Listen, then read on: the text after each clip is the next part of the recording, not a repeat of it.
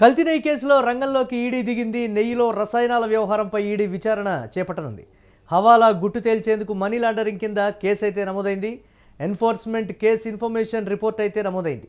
నెయ్యి స్కామ్లో హవాలా జరిగినట్లుగా పేర్కొన్నాయి సిబిఐ, సిట్. 20 కోట్లకు పైగా హవాలా జరిగిందని కూడా సిట్ చెప్తోంది. త్వరలో లబ్ధిదారులు, ఏజెంట్లకు ఈడీ నోటీసులు జారీ చేయనుంది. దీనిపై మరిన్ని అప్డేట్స్ మా కరెస్పాండెంట్ కిరణ్ అందిస్తారు. కిరణ్, ఏంటి దీనికి సంబంధించి ఎన్ఫోర్స్మెంట్ కేసు అనేది ప్రధానంగా చర్చకు వస్తున్నటువంటి పరిస్థితి ఉంది. కల్తీ నెయ్యి కేసులోకి ఈడీ అనేటువంటి మాట ఏంటి, ఎలా చూడాలంటారు ఈ వ్యవహారం? ఎటు నుంచి ఎటు వెళ్ళి ఎటువైపు ఆగుతుందో కూడా తెలియనటువంటి పరిస్థితి. అప్డేట్ చేయడం ఓవరాల్గా ఎలా చూడాలంటారు దీన్ని? మురళి, కల్తీ నెయ్యి కేసుకు సంబంధించి ఇప్పటికే సిబిఐ సిట్ సుప్రీంకోర్టుకు ఒక నివేదిక ఇచ్చింది. ఆ నివేదికలో ఎలాంటి జంతు కలవరేరాలు కలవలేదంటూ, జంతు కొవ్వు కలవలేదంటూ ఒక నివేదిక ఇచ్చింది. ఆ నివేదిక సుప్రీంకోర్టు కూడా ఇవ్వడం జరిగింది. అయితే ఇప్పుడు ప్రధానంగా ఇక్కడ కల్తీ నెయ్యి కేసులోకి ఈడీ రంగంలోకి దిగింది. ఈడీ రంగంలోకి దిగిన తర్వాత ఏం జరుగుతుంది అనేది మనం గమనించాల్సిన విషయం అయితే, ఇక్కడ ప్రధానంగా నెయ్యిలో రసాయనాల వ్యవహారం పైనే ఈడీ విచారణ జరుగుతుంది. ఇక్కడ ఏదైతే మనీ లాండరింగ్, నెయ్యికి సంబంధించి జరిగిన లావాదేవీల్లో దాదాపు 230 కోట్లు ఇతర దేశాలకు తరలి వెళ్ళింది అనేది ఒక ప్రాథమికంగా ఈడీకి సమాచారం అందింది. ఇక్కడ సిట్, సిబిఐ ఈ నివేదిక ఇచ్చిందంటూ ఒక సమాచారం అయితే మనకు వినిపిస్తుంది. ఇక్కడ ప్రధానంగా హవాలా జరిగింది. దాదాపు 230 కోట్ల హవాలా జరిగిందా, లేదా 230 కోట్లు ఇతర దేశాలకు తరలి వెళ్ళిందా అనే అంశం పక్కన పెడితే, ప్రధానంగా 20 కోట్ల అక్రమ లావాదేవీలు జరిగాయి అనే అంశం మీద సిబిఐ ఇక్కడ 20 కోట్ల అంశం పైన మాత్రమే హవాలా జరిగిందని చెప్పి సిట్ కోర్టుకు నివేదించిందని ఒక సమాచారం అయితే వినిపిస్తుంది. దీనికి సంబంధించి రాబోయే రోజుల్లో లబ్ధిదారులకు, ఏజెంట్లకు కూడా ఈడీ నోటీసులు అందుతాయని మనకైతే ఒక సమాచారం వినిపిస్తుంది. ప్రస్తుతం ఈ కేసు ఎటు నుంచి ఎటు మలుపు తిరుగుతుందా అనేది ఒక ప్రశ్నార్థకమైంది. ఎందుకంటే ప్రధానంగా టీడీపీ కూటమి అధికారంలోకి వచ్చిన తర్వాత పదే గతంలో జగన్ అధికారంలో ఉన్నప్పుడు నెయ్యి కల్తీ జరగడమే కాకోకుండా ఏదైతే అన్య మతస్థుల ప్రాధాన్యత పెరిగిందంటూ టీడీపీ కూటమి పదే విమర్శలు చేస్తుంది. ఈ విమర్శల నేపథ్యంలో టీడీపీ కూటమి అధికారంలోకి వచ్చిన తర్వాత సిట్ ఏర్పాటు చేసింది. ఈ సిట్ నివేదిక సుప్రీంకోర్టుకు అందింది. ప్రస్తుతం ఏదైతే హవాలా జరిగింది, దాదాపు ఇందులో కల్తీ నెయ్యి అంశం మనం గమనించినప్పుడు కల్తీ నెయ్యి సరఫరాలో దాదాపు 235 కోట్లు అక్రమాలు జరిగాయని, అందులో 20 కోట్ల రూపాయలు హవాలా జరిగిందంటూ సిబిఐ సిట్ నివేదిక ఇచ్చింది. ఈ నివేదిక పైన ఈడీ ఎంటర్ అయిందని ఒక సమాచారం అయితే మనకు వినిపిస్తుంది.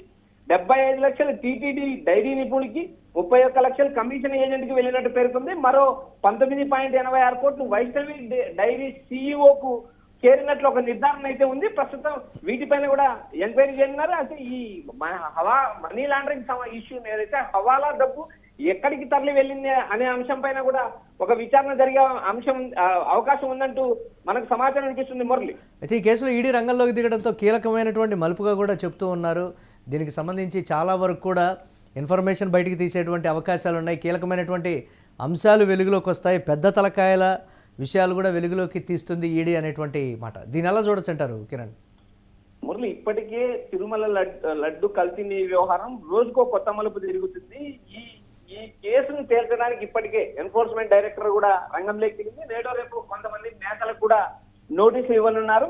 ఇక్కడ ప్రధానంగా ఇందులో ఛార్జ్ షీట్ లో ఏదైతే కల్తీ నెయ్యి అంశం పైన దాదాపు 36 మంది పేర్లు నమోదు చేసింది. వీరిని ఒక్కొక్కరిని విచారణకు పిలువనున్నారు. అందుకు సంబంధించి నోటీసులు కూడా జారీ చేయనున్నారు. ఏదైతే బోలే బాబా నిర్వాహకులు కూడా ఏదైతే ఈ నెయ్యి కల్తీ నెయ్యి అంశంలో బోలే బాబా నిర్వాహకులు కూడా నోటీసులు ఉన్నారు.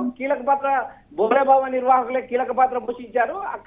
అక్కడి నుంచే బ్లాక్ మనీ వైట్ మనీగా మారింది. అది ఇతర దేశాలకు తరలి వెళ్ళింది అనే ఒక ఆరోపణ అయితే ఉంది. వీరందరికీ ఈ 36 మంది ఛార్జ్ షీట్ లో ఉన్న నిందితులకు నోటీసులు ఇవ్వనున్నారు. వరుసగా ఏదైతే ఈడీ రంగంలోకి దిగిన తర్వాత ఈ కమిషన్ ఎక్కడికి వెళ్ళింది, ఏ ప్రాంతానికి వెళ్ళింది, బోలే బాబా హవాలా ఏజెంట్గా ఎవరిని నియమించారో ఆ డబ్బు విజయవాడ, చెన్నై, హైదరాబాద్ పంపించినట్టు ఒక సమాచారం అయితే ఈడీ దగ్గర ఉంది. దీనిపైన ఫర్దర్ గా ఈసీఆర్ కూడా కేసు నమోదు చేసింది. త్వరలో ఈ లబ్ధిదారులకు, ముడుపులదారులకు నోటీసులు ఇవ్వన్నారు. వారిపైన విచారణ జరుగుతుంది. అయితే ఇందులో వైఎస్ఆర్సీపీకి సంబంధించిన నేతలు ఎవరెవరికి నోటీసులు ఇవ్వన్నారు, మాజీ చైర్మన్ ఏదైతే వైవి సుబ్బారెడ్డి కానీ, ఏదైతే భూమన కరుణాకర్ రెడ్డి కానీ, వీరిద్దరికి నోటీసులు వస్తాయా, అసలు బోలే బాబాకు ఈ టీటీడీకి బోలేబాబా నెయ్యి సరఫరా చేయడం వెనక ఎవరున్నారనే అంశం పైన కూడా లోతైన దర్యాప్తు జరుగుతుంది. అయితే ఇక్కడ ప్రధానంగా ఏదైనా ఒక కల్తీ నెయ్యి సరఫరాకు సంబంధించిన అంశం ఎవరికైనా తెలిస్తే అందుకు ఒక నంబర్ ఇచ్చారు. ఆ నంబర్ కూడా కాల్ చేయమని టీటీడీ ఇప్పటికే ఒక ప్రకటన కూడా నమోదు చేసింది. నేరుగా ఏదైతే టీటీడీ ప్రొక్యూర్మెంట్ విభాగం జిఎం సుబ్రహ్మణ్యం మొబైల్ స్వాధీనం చేస్తున్నారు. ఆ స్వాధీనం చేస్తున్న సిట్ లో కొన్ని నంబర్లు ఉన్నాయి. ఆ నెంబర్లను ట్రేస్ అవుట్ చేసే పనిలో ఏదైతే సిట్ ఉంది, ప్రధానంగా ఈడీ ఎంటర్ అయిన తర్వాత జరగబోయే పరిణామాలు ఏంటి అనేది కూడా మనం ఒకసారి వేచి చూడాల్సిన పరిస్థితి ఉంది. ఇప్పటికైతే అటు బోలేబాబా నిర్వాహకులకు కానీ కల్తీ నెయ్యి అంశంలో కానీ వరుసగా ఏదైతే ఈ 36 మంది నిందితులకు ఛార్జ్ షీట్ ఉన్నారో ఇందులో ప్రధానంగా టీటీడీ చైర్మన్లుగా వ్యవహరించిన భూమన కరుణాకర్ రెడ్డి, వైవి సుబ్బారెడ్డి లాంటి నేతలకు కూడా నోటీసులు ఇస్తారు. రాబోయే రోజుల్లో ఈ కేసు ఎలా మలుపు తింటుంది అంటూ వైసీపీ నేతల్లో ఒక టెన్షన్ మొదలైంది. ఎందుకంటే ఇప్పుడు ప్రధానంగా ఇంతవరకు సిట్, సిబిఐ వరకు ఉన్న ఈ కేసు ఈడీ ఎంటర్ కావడం, ఇందులో 235 కోట్ల 20 కోట్లు పక్కదారి పట్టింది. అది ఇతర దేశాలకు మనీ లాండరింగ్ ద్వారా వెళ్ళింది, హవాలా రూపంలో వెళ్ళిందనే ఆరోపణల నేపథ్యంలో వీటిపైన ఈడీ విచారణ చేయనున్నది. Murali, right, thanks for updates Kiran. ఇక కల్తీ నెయ్యి కేసులో రంగంలోకి ఈడీ దిగింది. నెయ్యిలో రసాయనాల వ్యవహారంపై కూడా ఈడీ విచారణ చేపట్టనుంది. హవాలా గుట్టు తేల్చేందుకు కూడా మనీ లాండరింగ్ కింద కేసు అయితే నమోదైనట్లుగా తెలుస్తోంది. ఎన్ఫోర్స్మెంట్ కేసు ఇన్ఫర్మేషన్ రిపోర్టుకు సంబంధించి కూడా నమోదైనట్లుగా సమాచారం. ఇక నెయ్యి స్కామ్లో హవాలా జరిగినట్లుగా సిబిఐ, సిట్ అయితే పేర్కొన్నాయి.